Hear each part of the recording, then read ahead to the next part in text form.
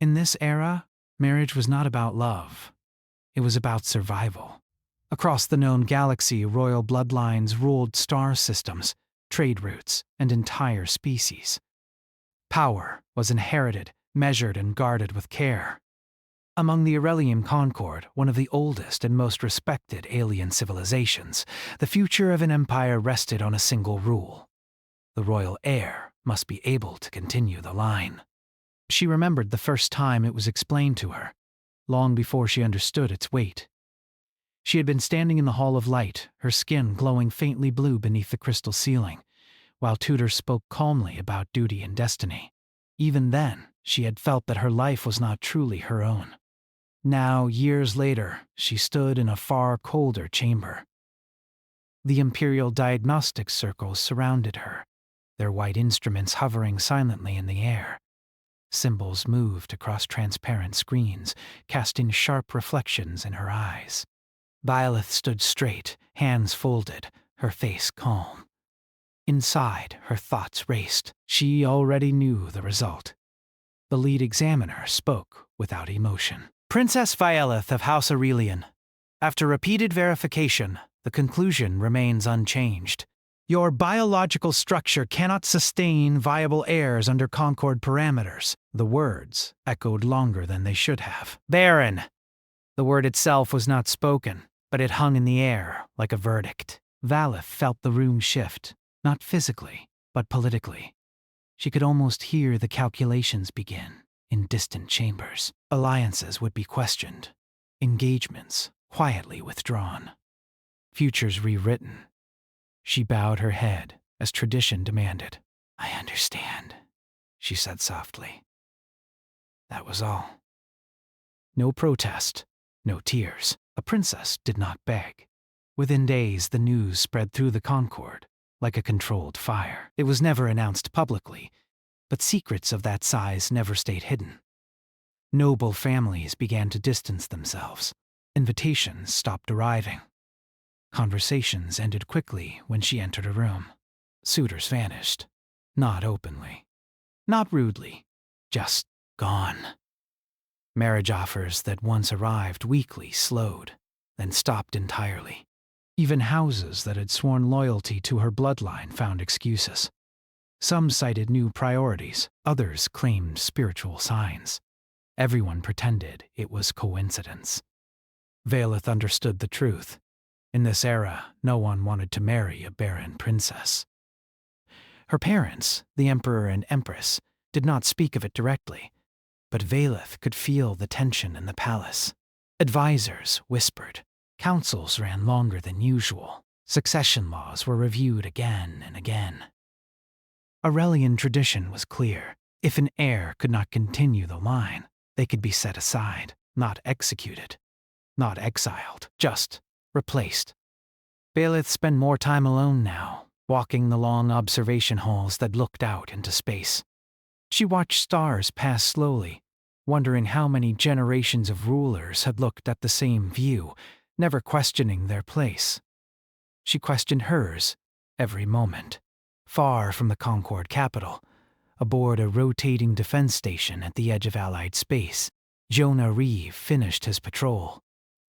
He was human. That fact alone made him an outsider almost everywhere beyond Earth's influence.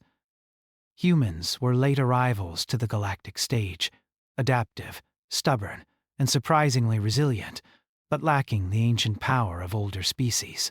Jonah didn't care much for galactic opinions. He removed his helmet and wiped sweat from his brow. The station lights hummed softly. His uniform was worn not from neglect, but from use. He had been a soldier for most of his adult life, serving in joint operations, peacekeeping missions, and border defense. He was good at his job. That was why he was still stationed here instead of sitting behind a desk somewhere. A message alert blinked on his wrist display. Priority. Diplomatic directive. Jonah frowned. Those rarely meant anything good. He opened it. The message was short, formal, and strange. By order of the Aurelian Concord, and in agreement with Terran Allied Command, Sergeant Jonah Reeve was requested for immediate diplomatic consideration regarding a ceremonial union. Jonah stared at the words. Ceremonial union, he muttered. He reread it twice, then a third time, waiting for it to make sense. It didn't. Men were not usually considered for interstellar political marriages.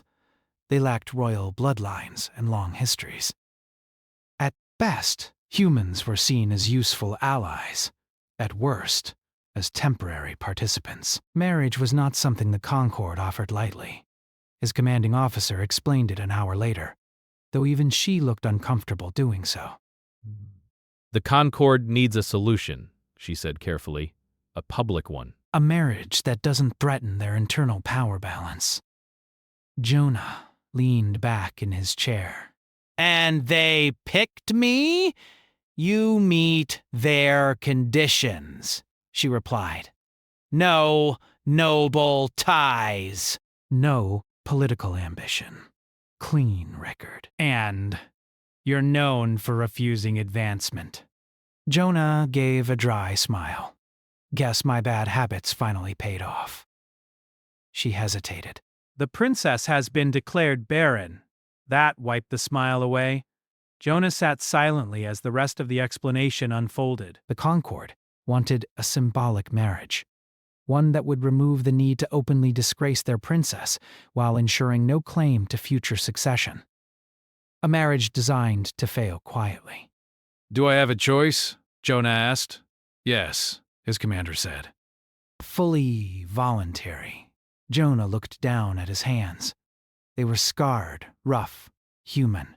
He thought of the word barren, spoken so casually in the halls of power. He thought of how often humans were dismissed, judged by standards that were not made for them. I want to meet her, he said finally. The Concorde did not expect his answer. When Jonah arrived at the Aurelian capital, his presence caused whispers. Humans rarely entered the inner palace, and never for reasons like this. He walked beneath towering crystal arches, feeling small but steady. Valeth was informed of his arrival with little ceremony. Human soldier, her advisor said, clearly confused. He accepted the consideration. Valeth blinked. Accepted?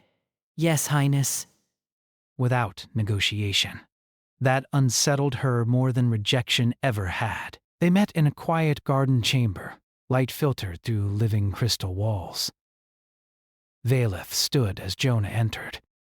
He stopped a respectful distance away and bowed awkwardly, clearly unfamiliar with Concorde etiquette. Princess Valeth, he said. I'm Jonah Reeve. She studied him carefully. He was taller than most Aurelians, his movements controlled, but natural. His eyes held no calculation, no hunger. Just awareness, curiosity perhaps, and something else she hadn't seen directed at her in a long time. Respect.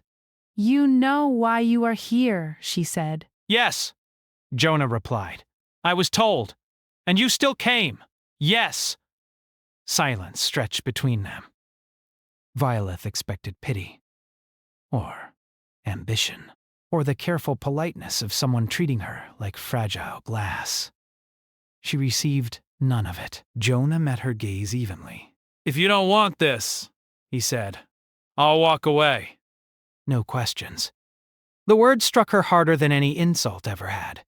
No. One had offered her a choice. I wish to understand your reasons, she said slowly. Jonah thought for a moment.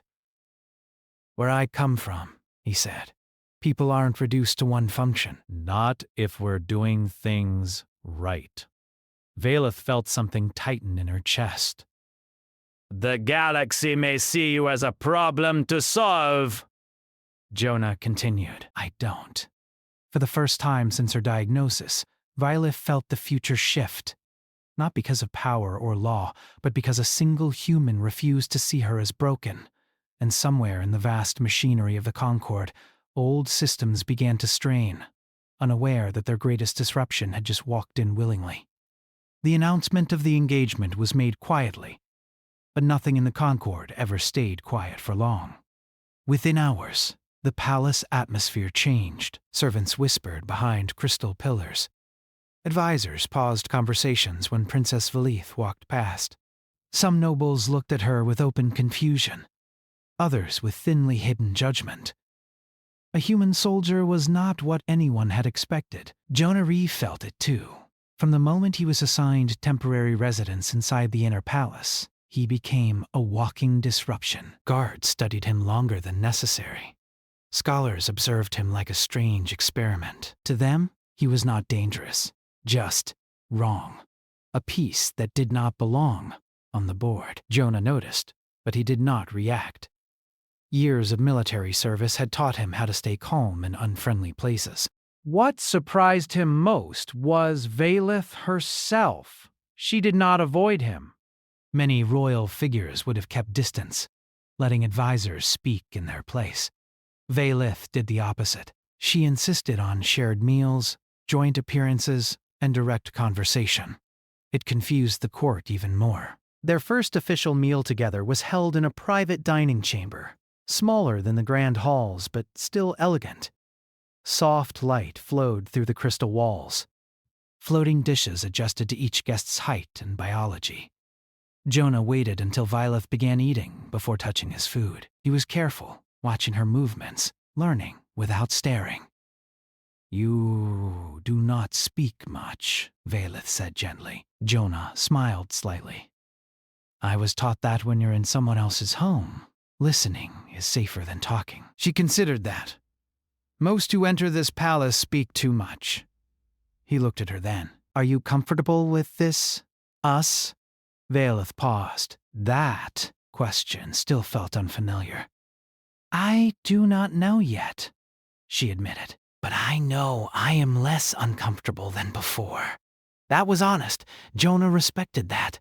As days passed, they spent more time together, not because they were ordered to, but because both found it easier than being alone. Violet learned about Earth, about oceans and weather, about a sky that changed color every day. You have no crystal ceilings, she said once, fascinated. "No," Jonah replied. "Just clouds. Sometimes they block the stars." She smiled at that, a small, real smile that no one else seemed to notice.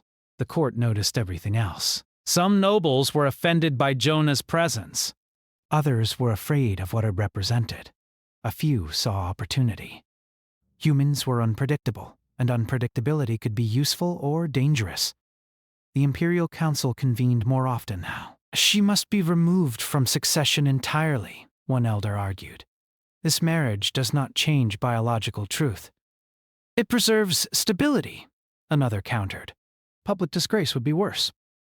"And what of the human?" a third asked. "He is not bound by our traditions." That was what truly bothered them. Jonah did not fit into their systems. He had no ambition for power, no interest in titles. He did not fear quiet threats or subtle pressure. When an advisor hinted that accepting certain conditions might bring him personal advantage, Jonah politely declined. "I already have what I need," he said simply. No one knew how to respond to that. Valith watched these interactions closely. She had grown up learning how to read power shifts, how to hear meaning in silence. Jonah's presence created gaps in those patterns. People could not predict him. And because of that, they could not control him. It was comforting. One evening, Valith invited Jonah to walk with her through the observation halls. The stars were bright, distant, and cold. For a while, neither spoke. "Do you regret saying yes?" she asked suddenly. Jonah stopped walking. He thought carefully before answering. "No," he said. "Do you regret asking?" She shook her head. "I did not ask. That is the strange part." He nodded. "Then maybe this is the first thing that wasn't decided for you." Valith felt something settle inside her at those words. Later that night, alone in her chambers, she thought about the future. The marriage ceremony would be simple, symbolic. The Concord intended it to be temporary, in everything but name. Once stability was ensured, she would quietly step aside. That was the plan. But plans had a way of changing. Jonah began to notice details others ignored. During a routine health clearance required before the ceremony, he observed the medical systems used by conquered physicians. The machines were ancient, refined over centuries, trusted without question. But something felt off. Jonah had worked with alien medical teams before. He had seen how technology designed for one species failed others. Humans had survived by adapting, by questioning systems that claimed perfection. He did not say anything at first. Instead, he asked questions. Small ones. Harmless ones. What does this parameter measure? Has this model been updated recently? Does it account for genetic variants beyond core populations? The physicians answered politely, but with growing irritation. These systems are flawless, one said. They have guided imperial lineage for generations. Jonah nodded. So did a lot of things back home. Until they didn't. That night, Jonah requested access to the diagnostic records used to label Valeth barren. Officially, it was for personal understanding. Unofficially, he was curious. The request surprised the court, but it was approved. No one thought a human soldier would understand Concord biology well enough to find anything meaningful. They underestimated him. Jonah spent hours studying the data, cross-referencing it with shared medical databases from allied species. He noticed patterns, assumptions, parameters that were never challenged because they never needed to be. Until now.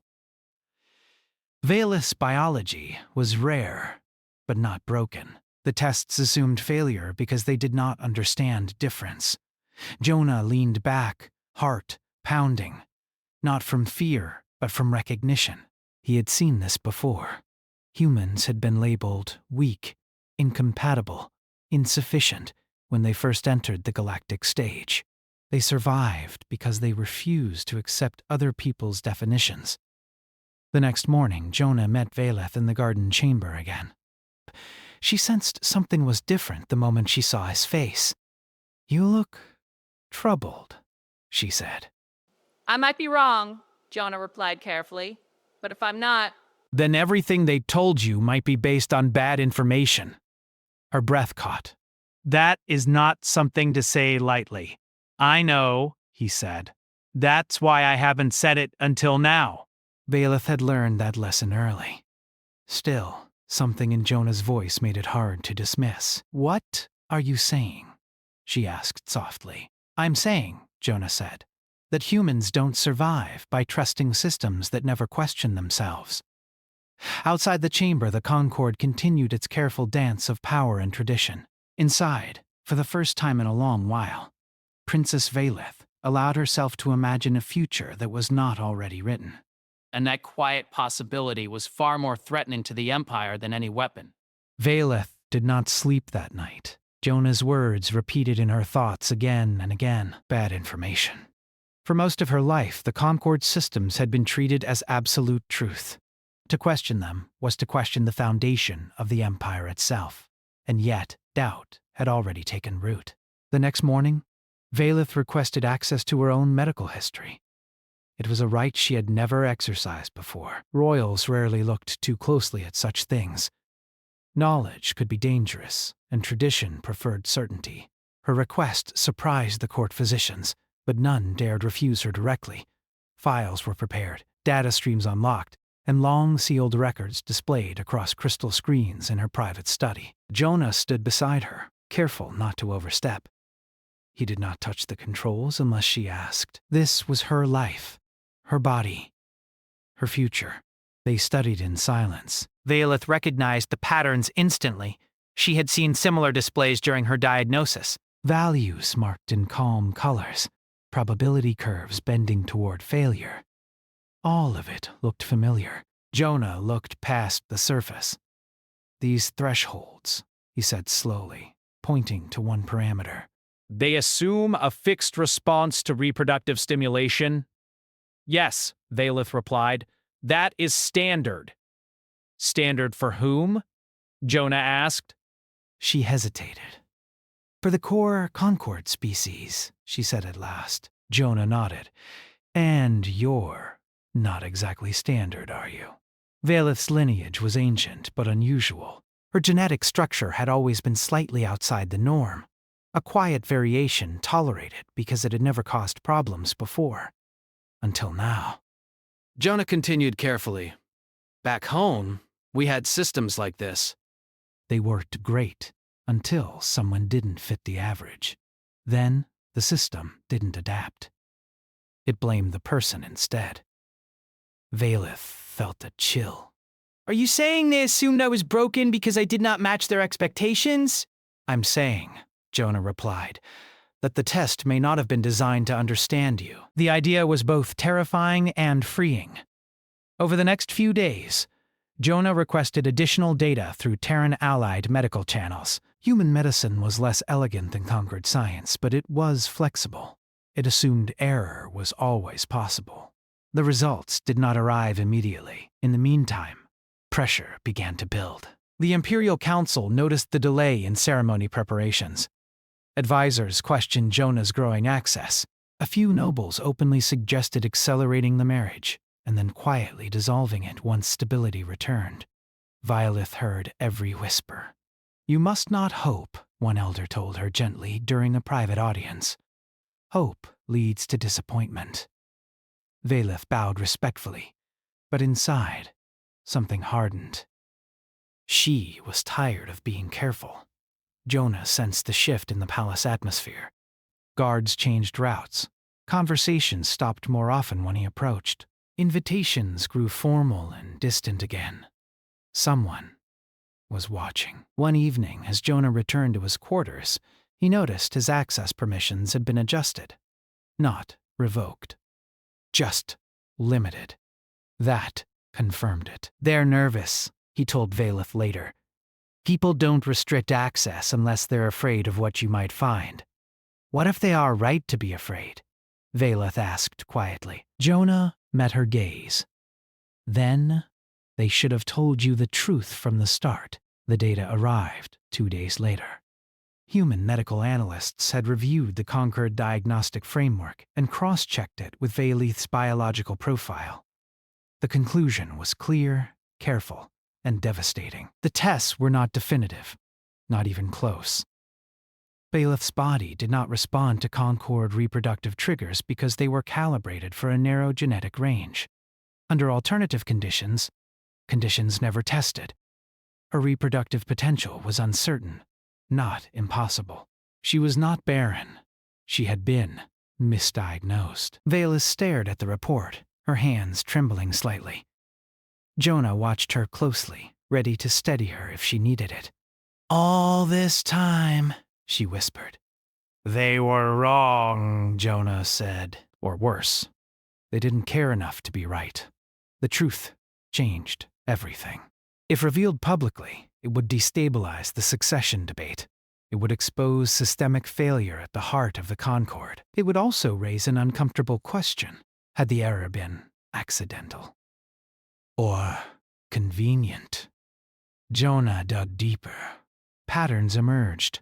Other minor errors with unusual genetics had been quietly set aside over the centuries. Always with clean explanations. Always with the same diagnostic framework. The Concord did not like uncertainty. It removed it. Valeth felt anger now, sharp and unfamiliar. They were ready to erase me, she said. Not because I failed, but because I did not fit. Jonah nodded. That's something humans know a lot about. They faced a choice. If they stayed silent, Valeth would live in quiet dignity, married, protected, but politically irrelevant.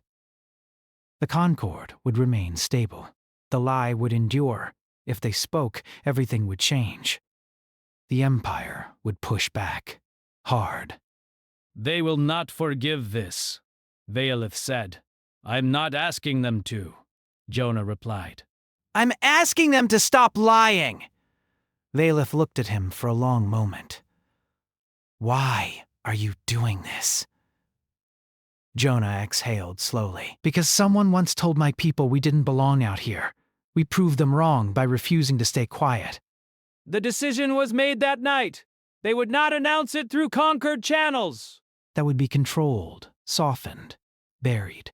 Instead, Jonah transmitted the findings through allied diplomatic networks, where transparency laws required public review. The data spread fast, too fast to stop. Within hours, allied systems demanded clarification. Scientific councils requested independent review. The Concord's silence became impossible to maintain. The Imperial Council convened an emergency session. Vielith was summoned. Jonah was not invited. That worried him. Inside the council chamber, Vaelith stood alone before the elders. Their expressions were calm, but tension radiated from them. "You have caused disruption," one said. I revealed truth, Vaelith replied evenly. Truth is not always useful, another countered. It is always necessary, she said. They warned her of consequences. Political instability, loss of support, potential removal from succession entirely. Vaelith listened. Then she spoke words no one expected. "I was prepared to step aside quietly," she said. You left me no dignity, only silence. I will not accept that anymore. Outside the chamber, Jonah waited. When guards approached him, he did not resist. He raised his hands calmly. "I assume this is about the data," he said. The guard hesitated. You are requested for relocation. Jonah smiled faintly. Of course I am. As he was escorted away, alarms did not sound. No force was used. Everything remained polite. That made it more dangerous. Vaelith emerged from the council chamber moments later, her posture steady.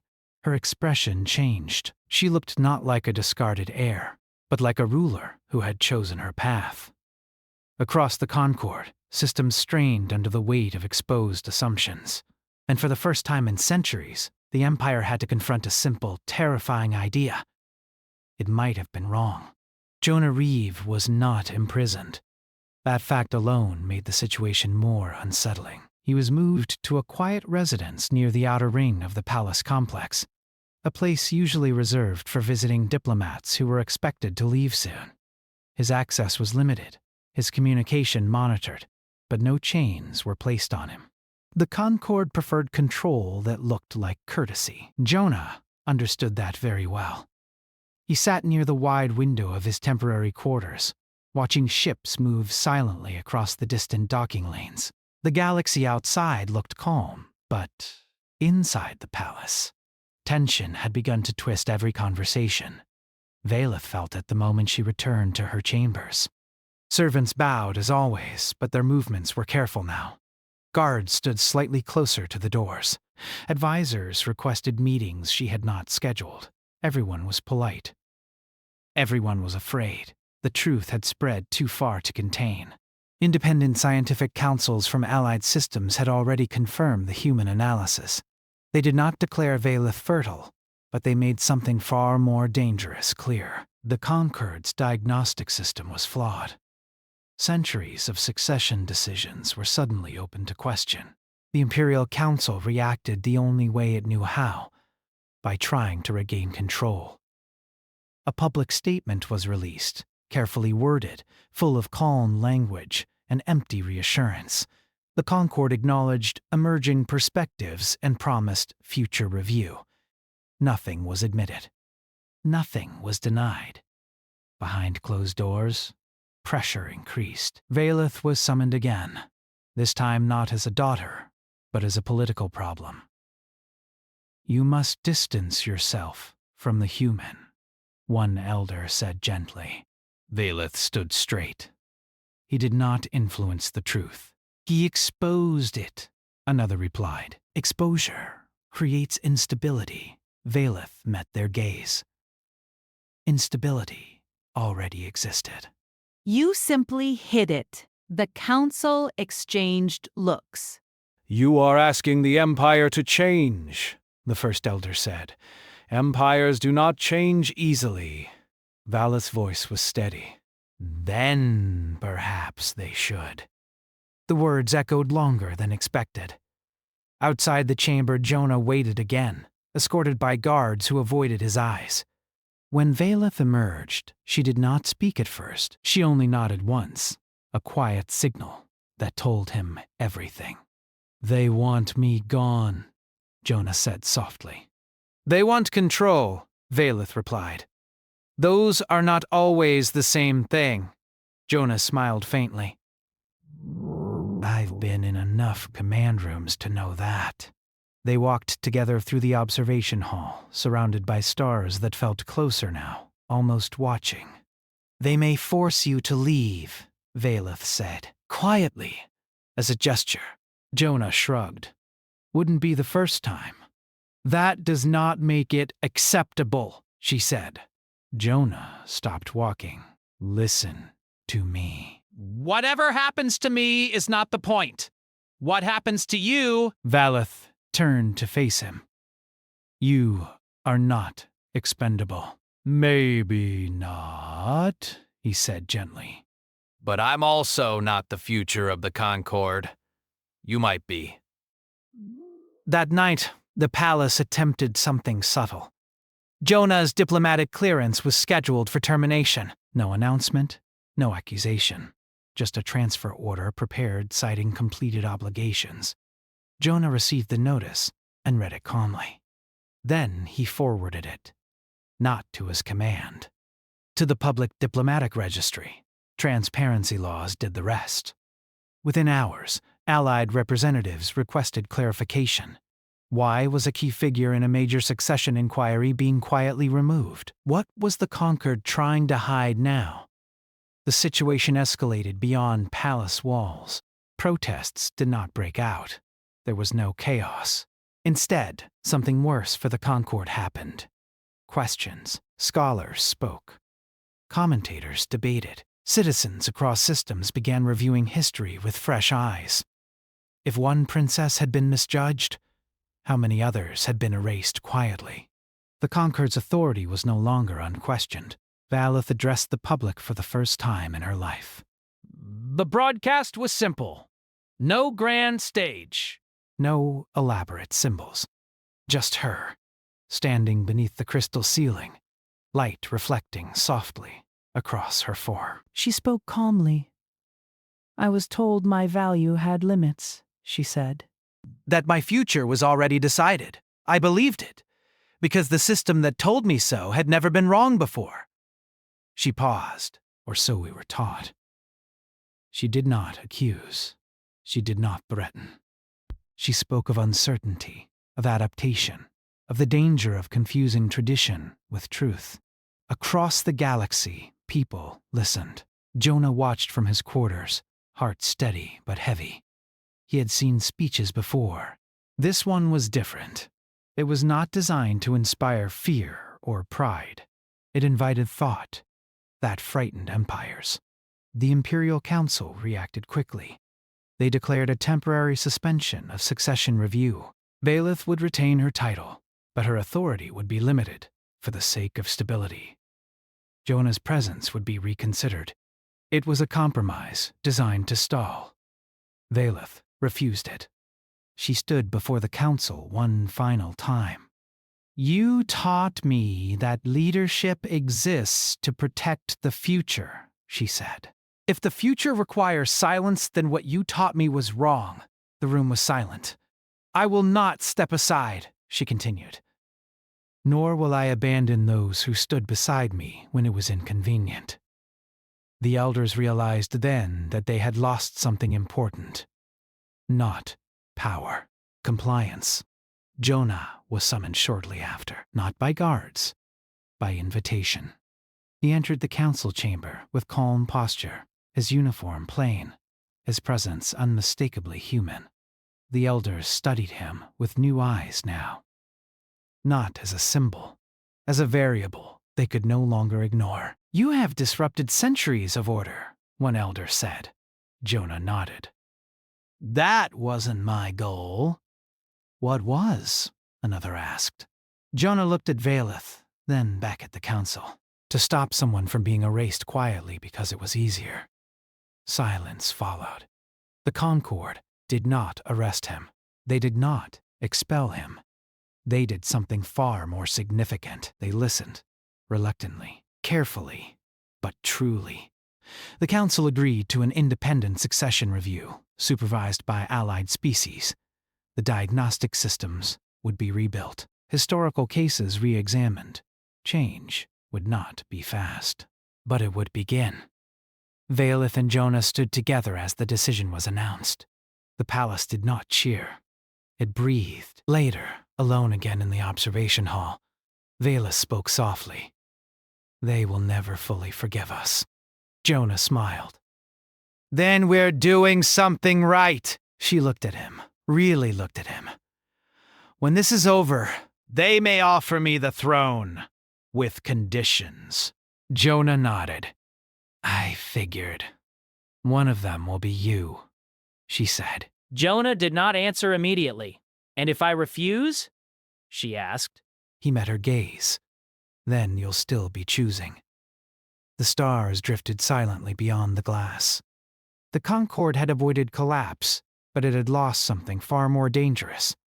The belief that it could never be wrong, and that belief would not return.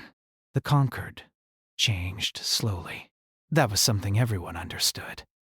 Empires built on centuries of tradition did not turn overnight, no matter how strong the pressure. But even slow change had momentum, and once it began, it could not be fully stopped. Weeks passed. The independent review councils worked openly, their findings shared across allied systems.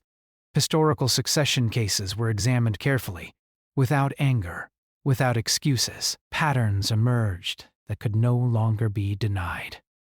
The Concord's old certainty cracked, not with noise, but with clarity. Valeth remained at the center of it all. She was no longer treated as a problem to manage, but as a voice that could not be ignored. Advisors spoke to her differently now. They asked questions instead of issuing instructions. Even those who disagreed listened carefully, knowing the galaxy was watching. No one officially invited him to remain, but no one asked him to leave either. His presence had become symbolic in a way he never wanted. He was a reminder that sometimes truth came from the outside. Jonah did not enjoy the attention. He spent most of his time quietly walking the palace corridors or sitting in the observation halls, thinking about how far things had gone. He had said yes to a marriage meant to erase a woman gently. Now he stood beside someone who might reshape an empire. The marriage ceremony took place without grandeur. No massive crowds, no dramatic declarations, just a small gathering witnessed by representatives from many systems. The Concord insisted on formality. Valeth insisted on honesty. When Jonah stood beside her, he did not feel like a hero. He felt like a man who had made a choice and followed it as far as it would go. Valeth's vow was simple. I choose partnership, she said. Not because it is safe, but because it is true. Jonah's voice was steady when he replied. I choose to stand with you, not as protection, as presence. The words spread far beyond the chamber. Not because they were dramatic, because they were rare. After the ceremony, the offer came. The Imperial Council summoned Valeth privately. Jonah was not invited this time, and he did not try to follow. He waited, knowing this moment belonged to her alone. Inside the chamber, the elders spoke carefully. The Concord requires stability, the first elder said. You have demonstrated leadership under pressure. Valeth listened silently. We are prepared to name you primary heir, another continued. With revised succession laws, with transparency, with oversight. Valeth's heart slowed, not from fear, but from understanding. There will be conditions, the first elder added. She nodded. There always are. One of them concerns your marriage, he said. The human complicates matters. Valeth lifted her chin. That should not be considered a complication. It is, the elder replied gently. Perception matters. Valeth took a breath. Then speak plainly, she said. What do you ask of me? The room was quiet. You would need to dissolve the union, the first elder said. Publicly, respectfully. It would reassure those who fear change too quickly. Valeth closed her eyes for a brief moment. For years, she had been trained to accept sacrifice as duty. She had believed that leadership meant surrendering personal choice. Now, she knew better. I will not, she said calmly. The elders stiffened. You would refuse the throne? One asked. Valeth opened her eyes. They were clear. I would redefine it, she said. She stood. You taught me that leadership exists to protect the future, she continued. If that future demands I abandon the one person who treated me as whole when the system did not, then the future you offer is not worth protecting. The elders realized then that this was not defiance. It was resolve. When Valeth left the chamber, the decision was already spreading through the palace. Not as rumor, as certainty. She found Jonah in the observation hall, standing where he often stood, hands resting lightly on the railing. They offered you the throne, Jonah said without turning. She smiled faintly. They did? And? He asked. She stepped beside him. I chose something else. He turned then, searching her face. Are you sure? Valeth looked out at the stars. For the first time in my life, yes. The Concord announced the outcome days later. Valeth would lead the empire, but not as it had been led before. Succession would no longer be defined by narrow biological certainty. Leadership would be evaluated by capacity, accountability, and consent. The marriage would stand. The reaction was not uniform. Some celebrated, some feared, some resisted quietly. But no one dismissed it. Humanity's role shifted overnight. Not through conquest, not through force, through trust. Jonah received messages from Earth, from commanders, diplomats, even strangers. Some thanked him. Others asked how he had done it. He never answered those questions directly. I just treated someone like they mattered, he said when pressed. Turns out that's rare enough. Valeth began her reign without ceremony. She spent her first weeks meeting citizens instead of nobles, listening instead of declaring. She invited criticism. She accepted uncertainty. The conquered did not weaken. It adapted. Years later, historians would argue about when the empire truly changed. Some would point to reforms, others to treaties. Many would return to a simple truth.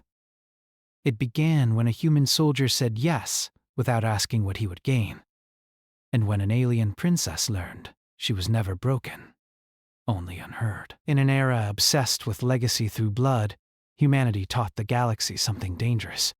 Inheritance was not about birth. It was about choice. And once that idea existed, no empire could erase it again.